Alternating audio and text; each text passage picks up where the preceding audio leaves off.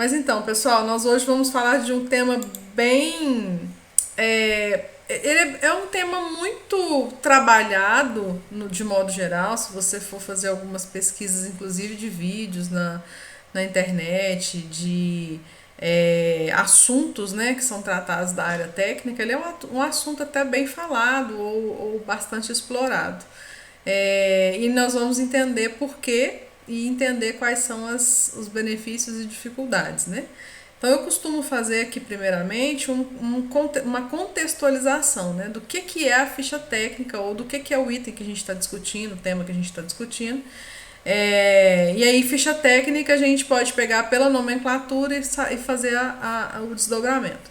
Então a ficha técnica nada mais é do que um documento onde a gente formaliza, né, todas as informações técnicas de um produto, com a finalidade de tornar aquilo ali um padrão ou tornar aquilo replicável de modo que independente, né, de como ele está sendo aplicado, ou da forma que ele está sendo aplicado, que seja como ele foi construído, na verdade, independente das pessoas, que eu queria dizer, ele seja seguido à risca e dê resultado de um produto igual em todas as circunstâncias, seja produzido por outras pessoas, em outros locais, com matérias-primas que sejam igualmente especificadas, mas que não sejam exatamente as mesmas ou das mesmas marcas.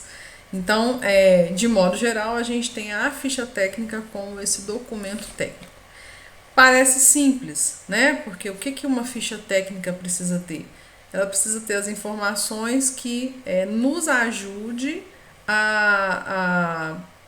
do zero, né? Pegar aquele produto ali, os ingredientes, e transformar aqueles ingredientes em produto acabado. Então, como a gente deu exemplo aqui da área da panificação, e vai ser difícil a gente não dar exemplos de lá, né? Se a gente vai fazer o nosso pãozinho de sal de cada dia. São 4 ingredientes, né? Água, farinha, fermento e sal.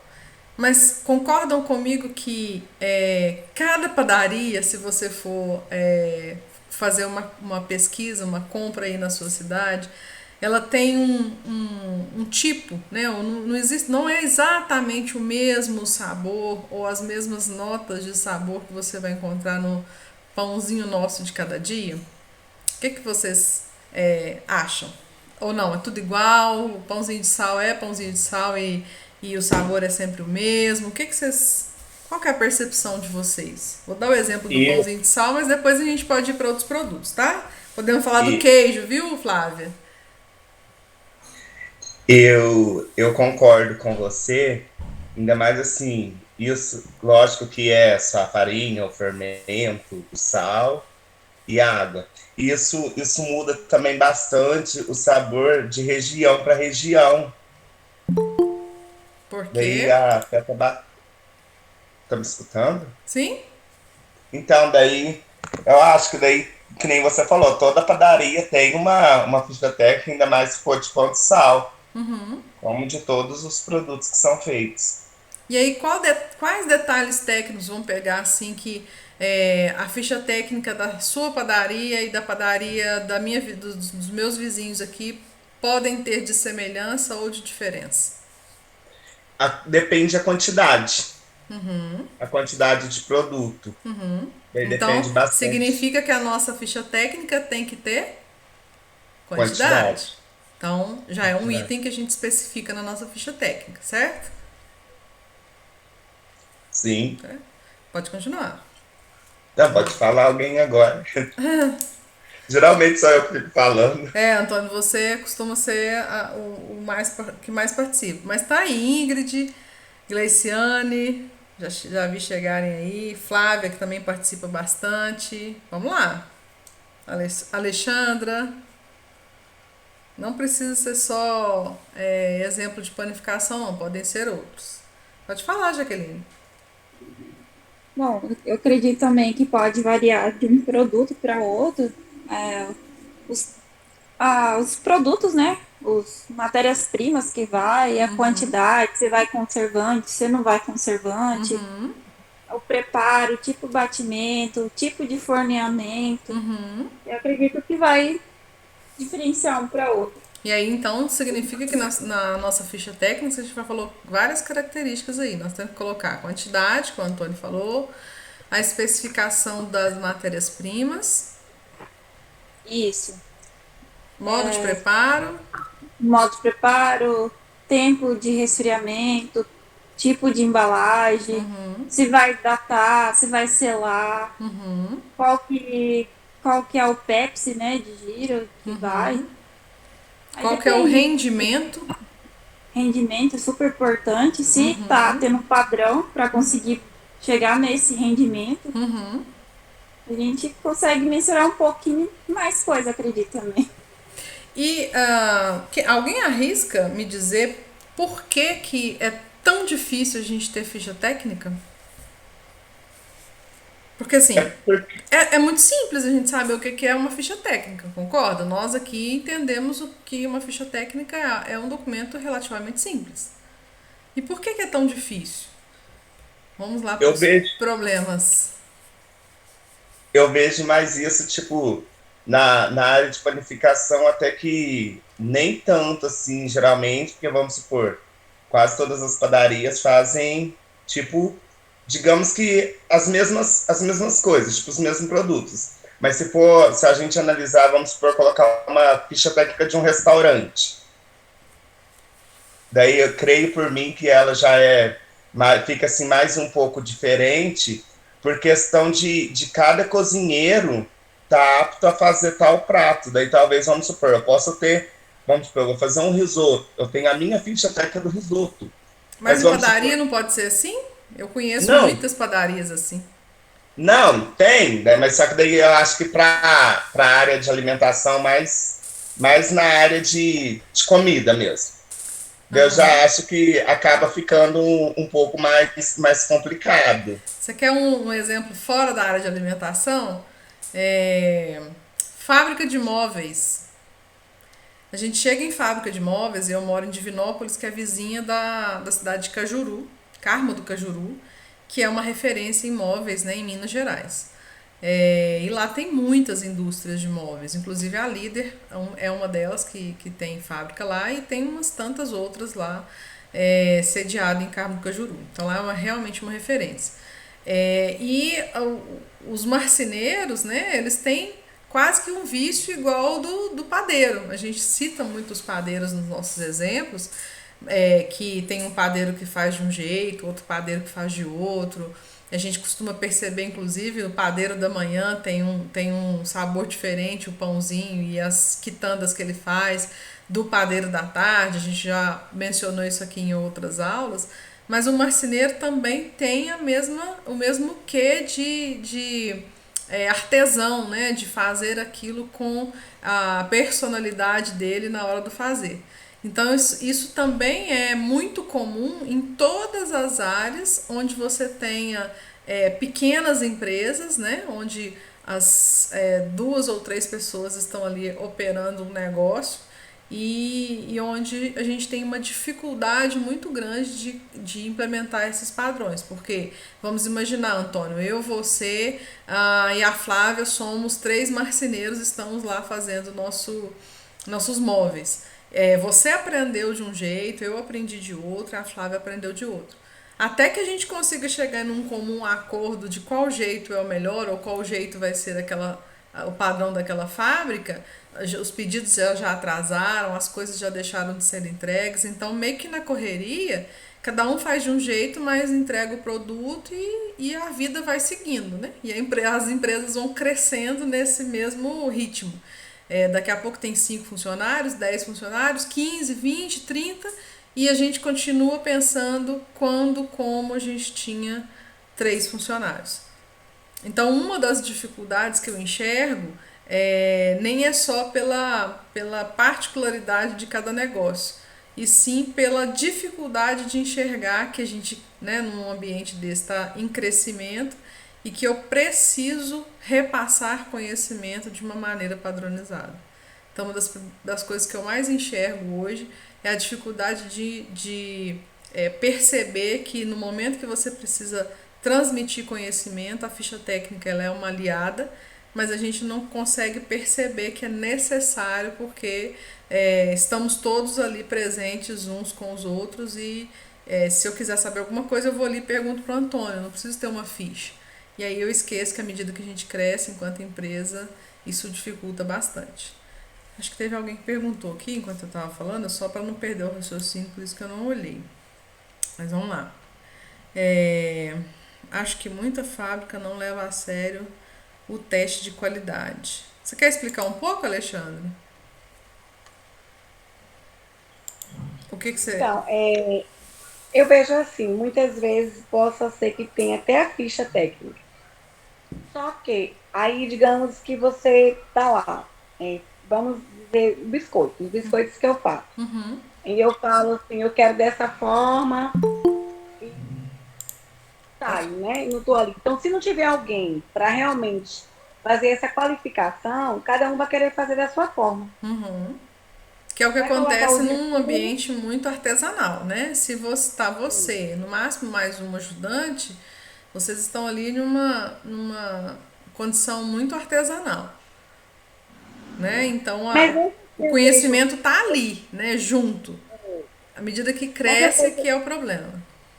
exatamente, porque assim, eu já vi outros lugares maiores. Uhum. Você fala assim, os insumos são esses. Ah, não, não mexe. Tem gente que você não soba a massa. Uhum. Mas aí alguém fala assim, não, mas eu já sovei, já deu certo, é a mesma coisa, sabe? Então, isso dificulta. É É cada um seguir um querer colocar a padrão. sua personalidade no modo de preparo, que você quer dizer. E, exatamente. Assim, se existe uma ficha técnica, por que não segui-la?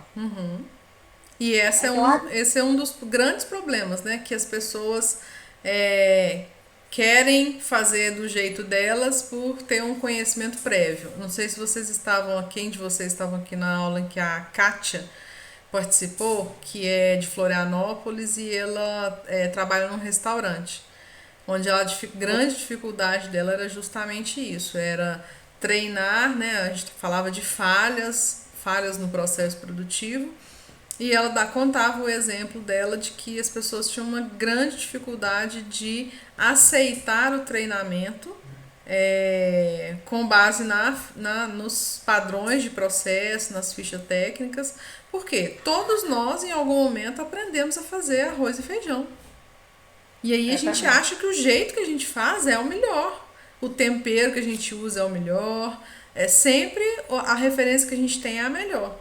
E esquece que aquele estabelecimento tem um padrão, esquece que aquele estabelecimento conquistou os clientes por um tipo de tempero específico, né? Então a grande dificuldade, por exemplo, é manter o padrão de qualidade sensorial, né? Não falo nem de qualidade em termos microbiológicos aqui, só do padrão sensorial mesmo.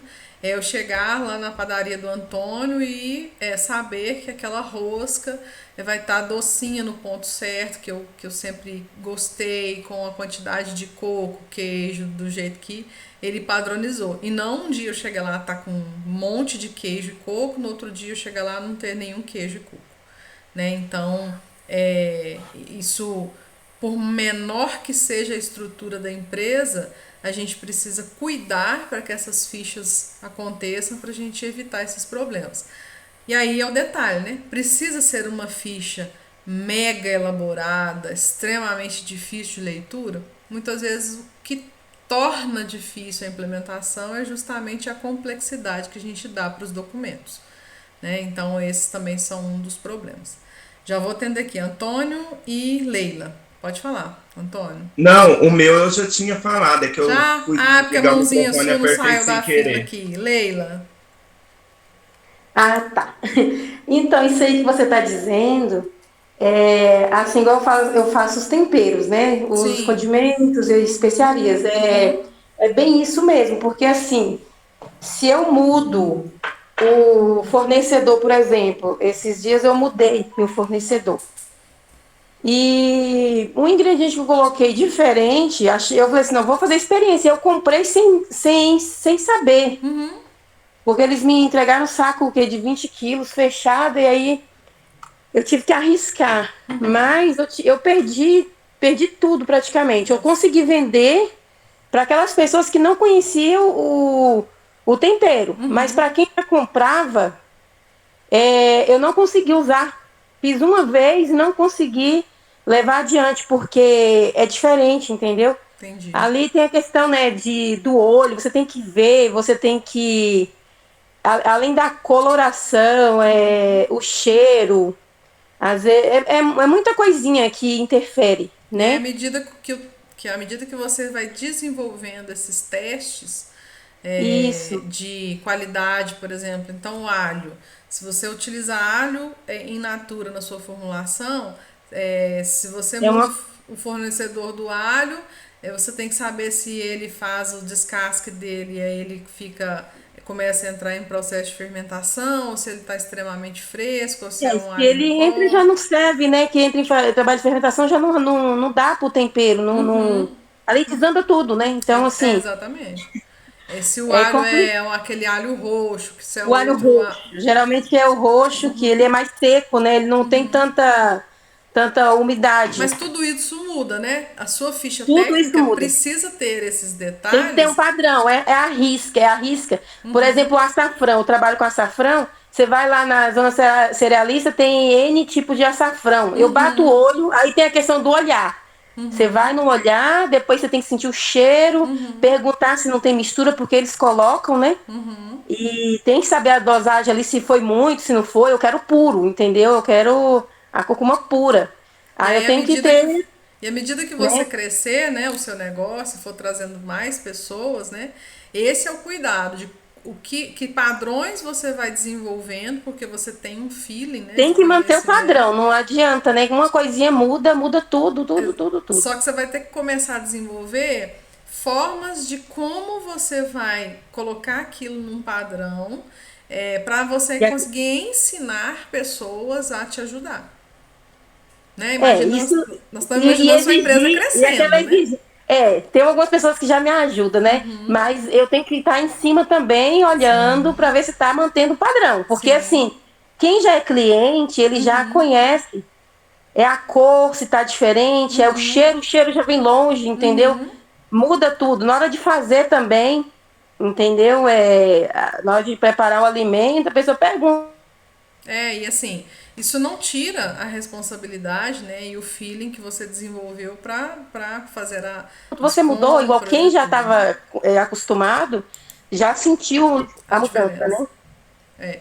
E aí, com o tempo, você vai Mas é isso aí. desenvolvendo métodos, né, jeitos diferentes de você padronizar em uma ficha de preparo, uma ficha de como você escolhe o açafrão, como que você escolhe o alho, enfim, todos esses padrões de ficha mesmo, técnica de produção, de preparação do seu tempero, para que lá na frente você consiga crescer e mais pessoas tomarem, né, a frente dessas operações, né, que a gente espera que cresça a ponto de você não precisar mais de fazer algumas operações.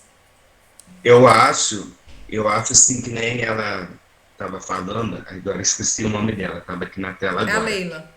Leila, no caso dela, já tipo, tem que ser uma ficha técnica, digamos que um pouco mais, tipo, mais detalhada em questão disso, em questão por ser tempero. Porque Sim. tempero, todo mundo sabe. Se eu compro um tempero, qualquer coisinha que eu colocar a mais, o tipo do tempero dá total diferença. Exatamente. Porque é o E tempero que não vai só dar o as sabor. quantidades, né, Antônio? Sim, O que ela colocou aqui é a especificação da matéria-prima. Em qualquer sim, ramo de atividade, a especificação da matéria-prima é extremamente importante. Se eu vou fazer de um calçado que precisa lá de uma borracha, precisa lá dos acabamentos, ou vou fazer uma camisa, eu preciso saber exatamente a especificação do tecido, se é algodão, se é tecido sintético, enfim, preciso saber de todas as especificações, porque eu posso fazer uma camisa ou uma camiseta, né, que é para verão, com um tecido extremamente quente, que não vai ser completamente incoerente, modelo versus aplicação do produto. Mesma coisa a farinha de trigo, a gente sabe que existem farinhas de trigo muito diferentes para cada aplicação. o tempero também não seria diferente. Você tem temperos que são puros, temperos não puros, temperos que têm algumas misturas que podem interferir na definição de alérgicos, enfim, uma série de coisas que a gente precisa prestar atenção e que muito provavelmente isso vai estar lá na ficha técnica, né, descrito sobre cada um dos detalhes. Vou puxar minha sardinha aqui, afinal de contas, para claro. laticínios, não é mesmo?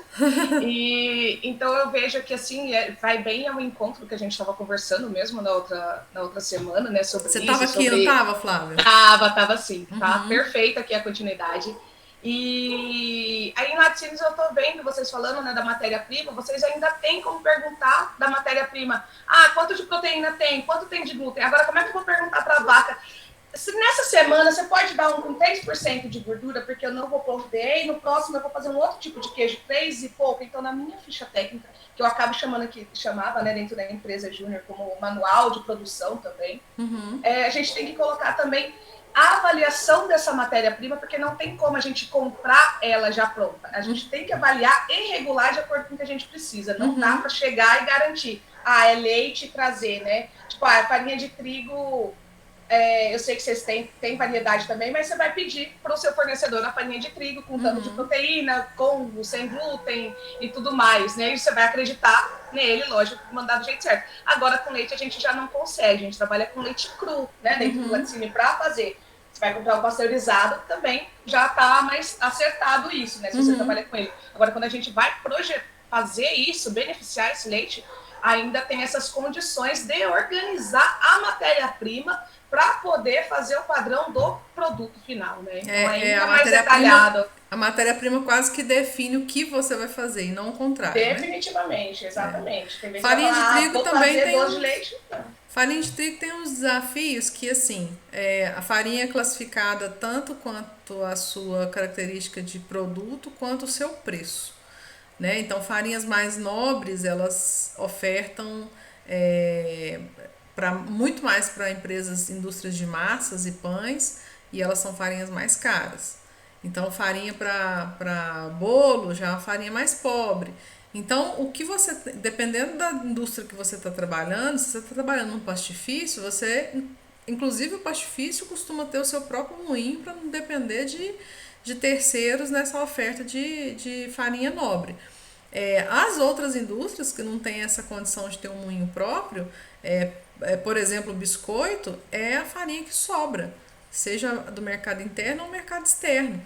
Então, você quase que tem que fazer alguns ajustes na ficha técnica, e aí é uma ficha técnica que tem algumas permissões de mudança de alguns ingredientes. Então, por exemplo, o fermento, esses agentes de crescimento, de modo geral, eles têm algumas permissões, né, de variação.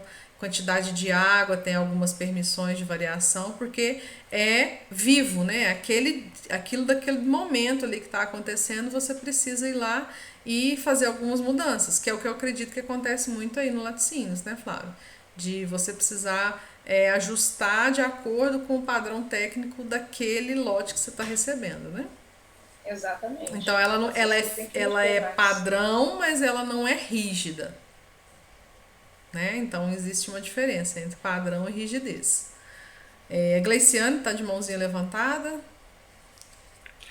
Isso, boa noite. Eu queria... Assim, eu não tenho muito contato com ficha técnica, mas eu já fiz um curso, assim, que era da parte de cardápio. E aí, assim, não é muito a minha realidade, mas eu sei que na cozinha industrial, né, na parte de restaurante... utiliza-se muito o fator de correção, né? E aí, tipo, uma carne, aí tem um fator de correção, o arroz tem um fator de correção. Então, assim, tem essa especificação diferente de outros tipos de produtos produzidos em indústria. Já em padaria, se eu trabalho em padaria, eu já não vi isso, esse fator de correção, né? Então, assim... Esse é outro dado que, dependendo de qual é o ramo, vai ter lá, né? Na ficha. Então, por exemplo, se você faz o cozimento para fazer recheios, igual é o meu caso, para fazer recheios à base de proteínas, você tem uma perda aí de 30, em algumas proteínas de 30 e outras até 40% do volume em água. Então, se você entra com 10 quilos da carne, vai sair ali 6,8 kg, 6 quilos no cozimento final. Então, isso tem que estar definido, né, feito testes, para que a gente monitore e depois não tenha mais perdas do que o que está padronizado. Então, existem algumas padronizações nessas perdas aí de processamento. Existem referências ou você tem que criar o seu padrão? A gente tem que criar o padrão da gente. Por quê? Vai ser influenciado pelo tipo de panela, né, de recipiente que você faz o cozimento, o tempo de exposição que você faz ali naquele cozimento, né? Então, o modo de preparo da ficha técnica, ele influencia nas perdas que você tem. Então, inclusive tem que fazer... Oi? Todo produto vai ter? Todo produto que você vai fazer vai ter esse você tem que criar esse fator de correção? Ou é um fator de correção para você entender qual é o rendimento, ou seja, para eu fazer 10 quilos de recheio, quanto eu tenho que entrar com cada um dos ingredientes, entendendo que um dos ingredientes tem uma perda que é inerente ao processamento dele. É a mesma coisa de você comprar abacaxi para fazer uma polpa. Você vai comprar 20 quilos de abacaxi. Mas dos 20 quilos, pelo menos 3 quilos vai ser coroa. Sim. Então, é inerente, você vai ter que tirar e jogar fora. Por mais que você faça um processamento depois da casca, alguma geleia alternativa, mas, de modo geral, você vai ter que tirar a casca, a coroa e usar a polpa. Então, esse tipo de perda inerente, o fator de correção, você vai precisar fazer, mas ele tem um range, né? Ele tem uma faixa. O aceitável, o mínimo e o máximo que ali é aceitável. Teve algum problema relacionado a isso, né? Que deu muito menos o valor ou muito mais, aí a gente precisa enxergar o como tratar isso, porque senão, na mesma medida que você faz os outros ingredientes e o fator de correção não foi bem aplicado para esse ingrediente, você vai ter uma geleia mais doce ou uma geleia menos doce, aí o ponto vai mudar e você vai ter uma série de problemas. Né? O custo, né, que é um outro agravante, né, em relação a um outro indicativo de que você precisa muito ter isso, as fichas técnicas, é que delas você vai elaborar o custo do seu produto. Né? Então, se você tem um produto que tem um fator de correção que está oscilando demais, o custo do seu produto já perde completamente o referencial. Certo? Entendi.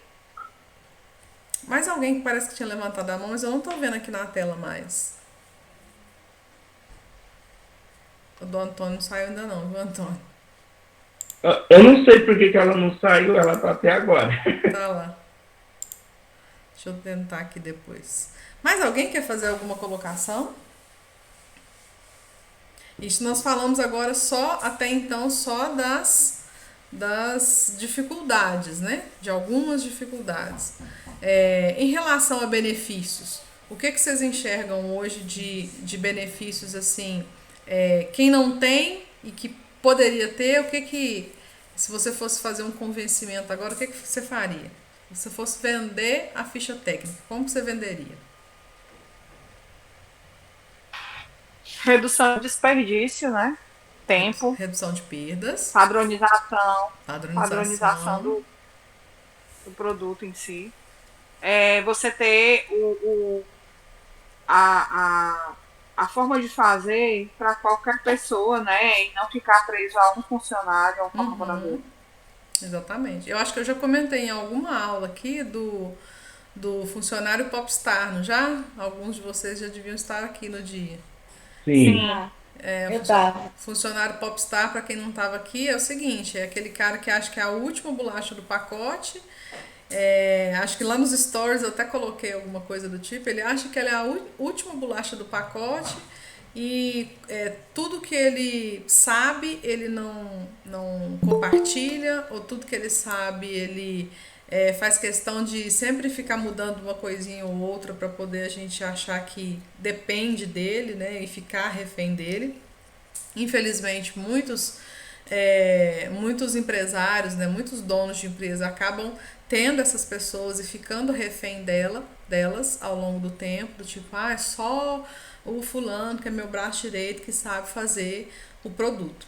Isso, num primeiro momento, né, enquanto a gente é bem pequeno, enquanto indústria pequena, pode ser bom, mas ao longo do tempo, se a gente não padroniza, não coloca isso em ficha técnica, a gente começa a ficar refém de pessoas. E aí é que mora o perigo, né? Porque quando você fica refém de pessoas, entra o ego, entra algumas práticas não muito legais, né? Se você não fizer isso, eu vou embora. E aí o dono acaba ficando refém. Já vi muitos casos, né, de pequenos empresários que deixam de fazer uma série de coisas e trazem uma diferenciação no tratamento de funcionários, assim, gritante, que depois começa a gerar um clima muito ruim, porque ele dá alguns privilégios para essa pessoa que ele entende que detém o segredo do negócio dele e ele não padronizou ainda.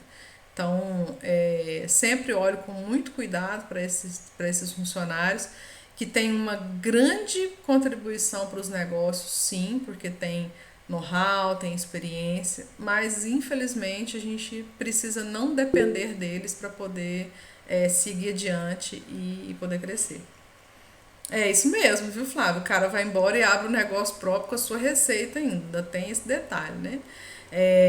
Quando é muito pequeno, né, quando é uma empresa muito pequenininha, você ainda corre alguns riscos nesse sentido. À medida que você cresce, tem muitos processos envolvidos, acaba sendo um pouco mais difícil, né? E alguns ramos de atividade isso é quase impossível, né? Não tem alguém que seja aí um bom funcionário de um laticínios que vai montar um laticínios, né? Porque a estrutura é extremamente robusta. Ele pode ficar lá fazendo uns queijinhos e tal, mas não vai fazer frente ao negócio. Quando que, por exemplo, para a Leila, ela já tem que ficar com mais cuidado, porque é uma tecnologia que, à medida que ela vai ensinando para as pessoas, ela está ensinando o pulo do gato, né? E os ingredientes estão aí disponíveis para todos, né? Então, ter esse cuidado. Eu já trabalhei com empresários, por exemplo, que pegavam a ficha técnica e dividiam ela em partes, e cada funcionário ficava responsável por uma parte, para que eles não tivessem acesso ao todo. E aí resguardar tanto o segredo do produto quanto essa dependência de uma ou duas pessoas no processo produtivo. E a gente costuma achar, né, que isso é exclusivo de pequena empresa, né?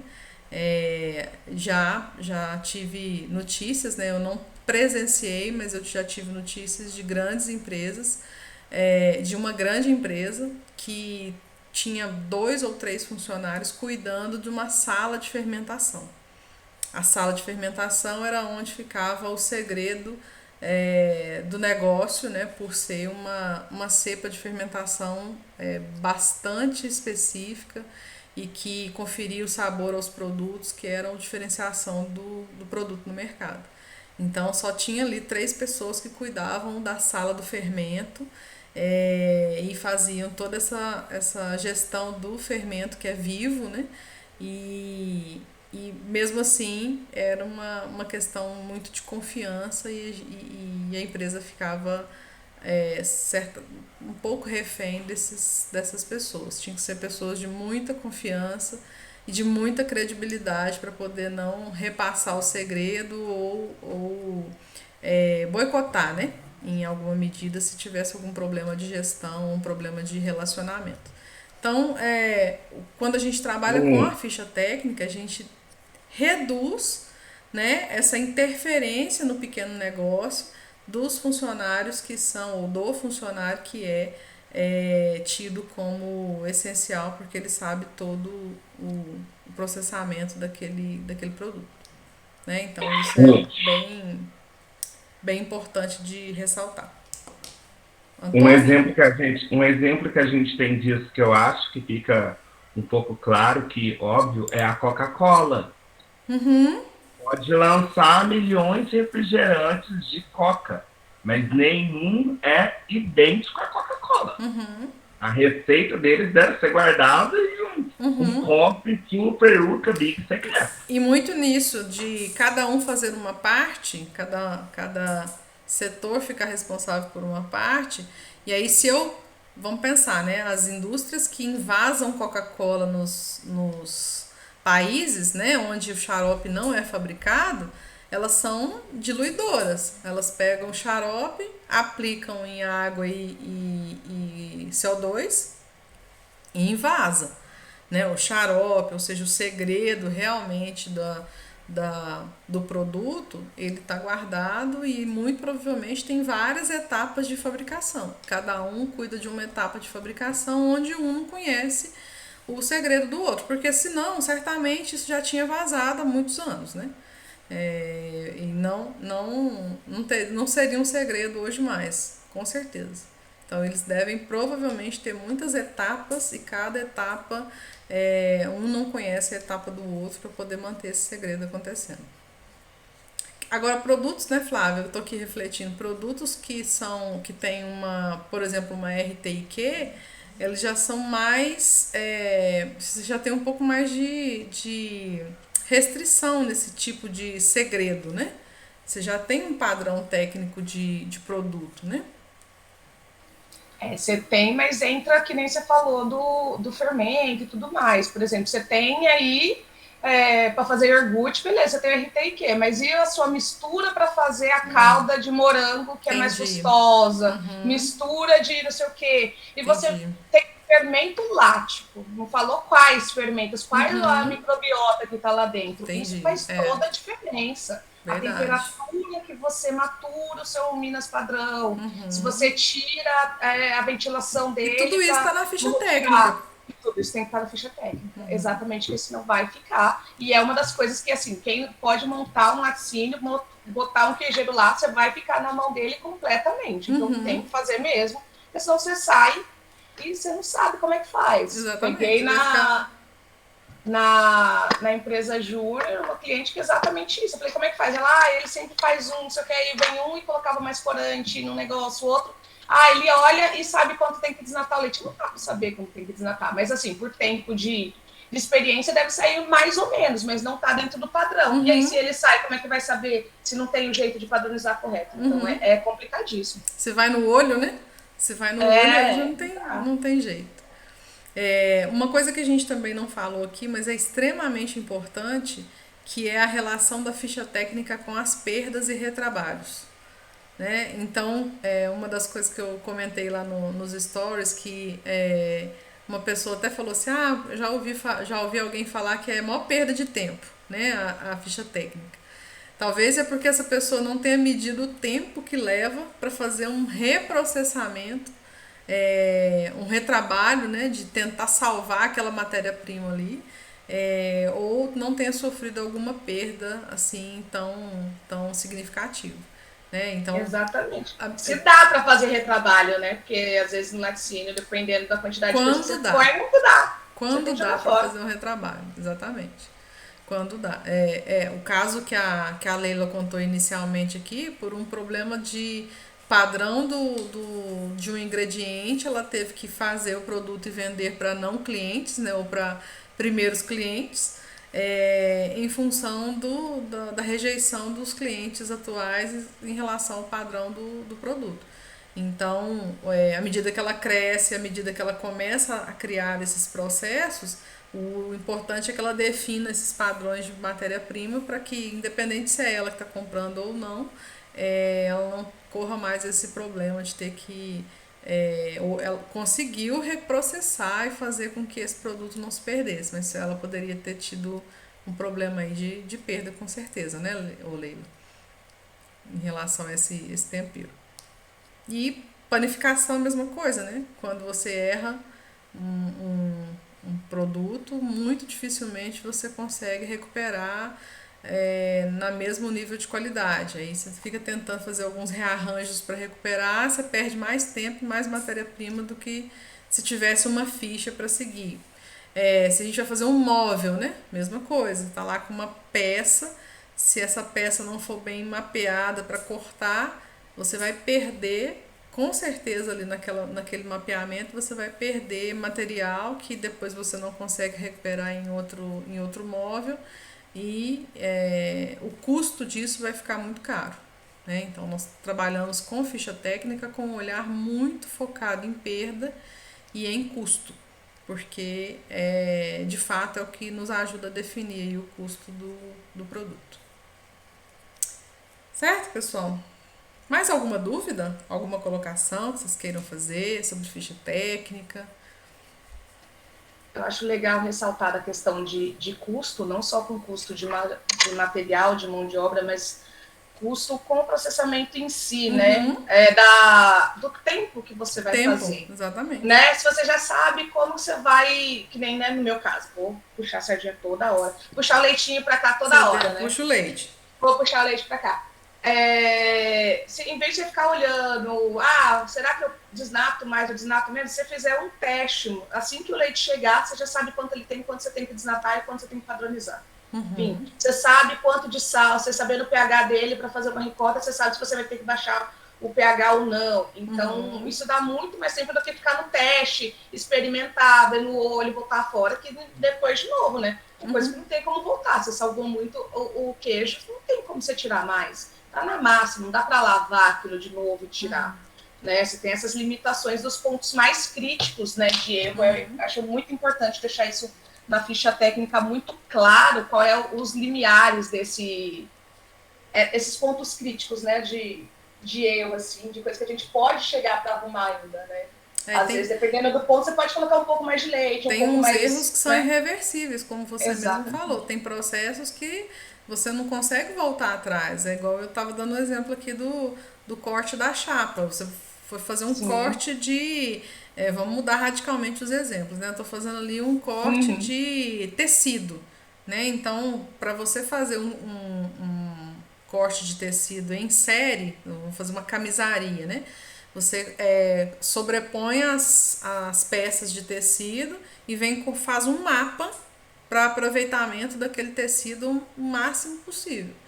Se naquele mapa, que usa da parte da ficha técnica, que são os modelos, os moldes de padronização de cada tamanho. Não vou usar esse aqui não, eu vou cortar no olho aqui, no rumo mesmo, do jeito que eu acho que deve ser. Se você não utiliza os referenciais, o que acontece? Você perde mais retalho do que você deveria perder e com certeza vai ter um rendimento menor, a sua peça de tecido, e o produto vai ficar mais caro. Quando você não erra a ponto de ter que retrabalhar, perder mais tempo, perder mais material. Então, assim, em qualquer tipo de fabricação, em qualquer tipo de indústria, a gente tem os mesmos aspectos. Então, estamos falando de indústria de alimentos, estamos falando de indústria de calçados, de móveis, de roupa. Todas elas têm o mesmo aspecto de, se a gente não tem uma ficha técnica, se a gente depende única e exclusivamente de pessoas que detêm o conhecimento de vivência, a gente incorre em perdas de produto, perda de material, perda de tempo, perda de retrabalho, uma série de perdas que a gente no dia a dia pode passar batido, mas que realmente fazem toda a diferença no final do mês.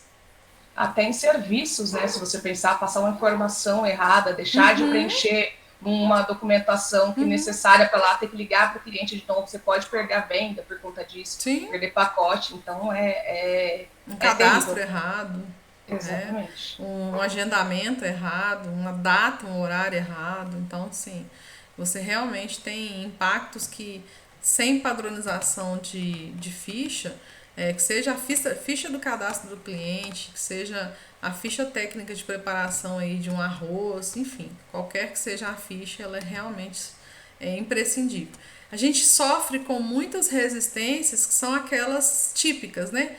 Eu sempre fiz assim, sempre deu certo, não preciso disso e tal, mas nosso papel enquanto profissional é mostrar os impactos que eles têm hoje, né? Então a gente faz um caminho reverso. Não é mostrar que a ficha é boa, é mostrar o quanto o processo está perdendo para que a gente consiga demonstrar as oportunidades de melhoria com a ficha.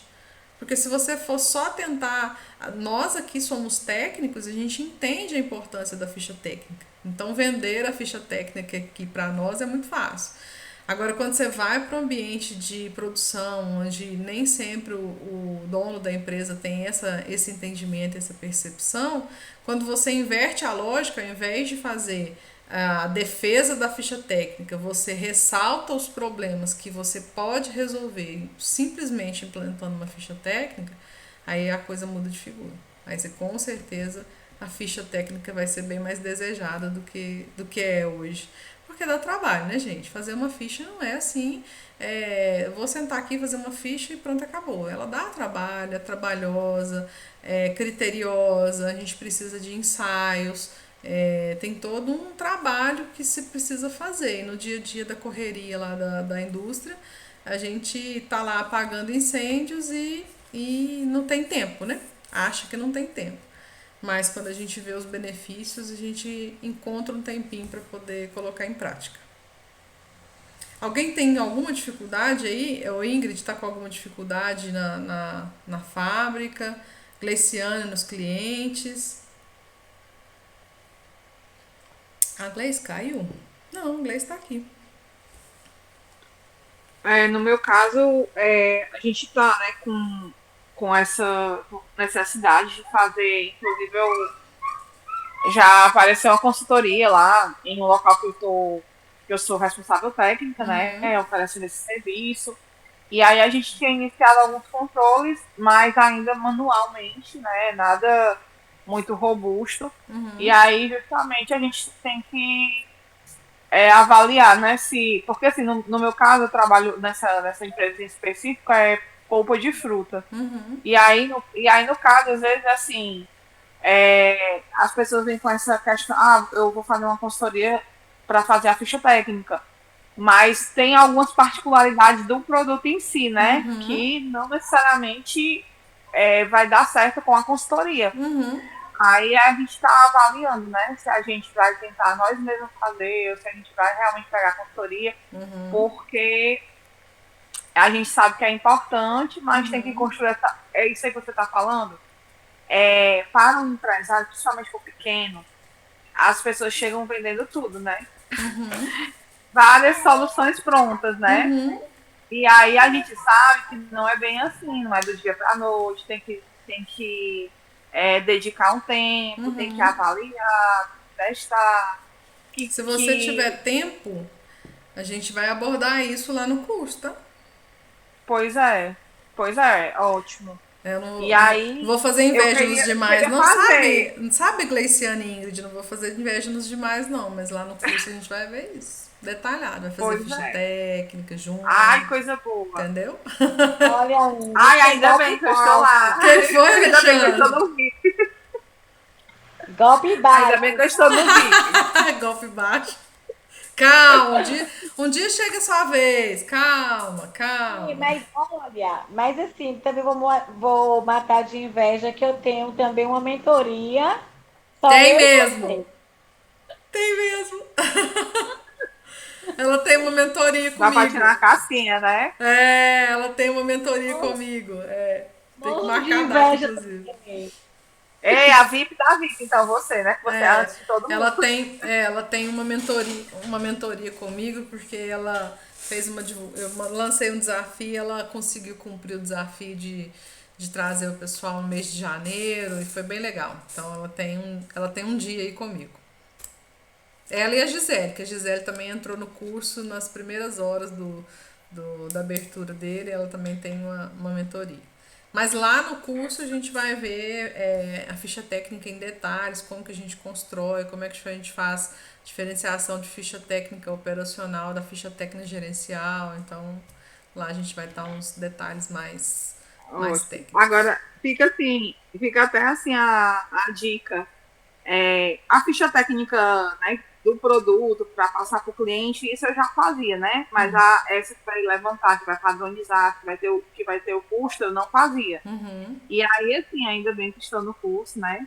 E aí vai me ajudar. Mas, assim, para você ver, eu entrei no curso, acho que 2 dias depois apareceu uma consultoria oferecendo esse serviço e, de certa forma, falando um pouquinho o meu papel lá, né? Como responsável técnica. Porque senão você pode abrir chance para a entrada de outras coisas, né? E assim, e na verdade, como eu estou dizendo, por exemplo, a colega falou sobre laticínios, né?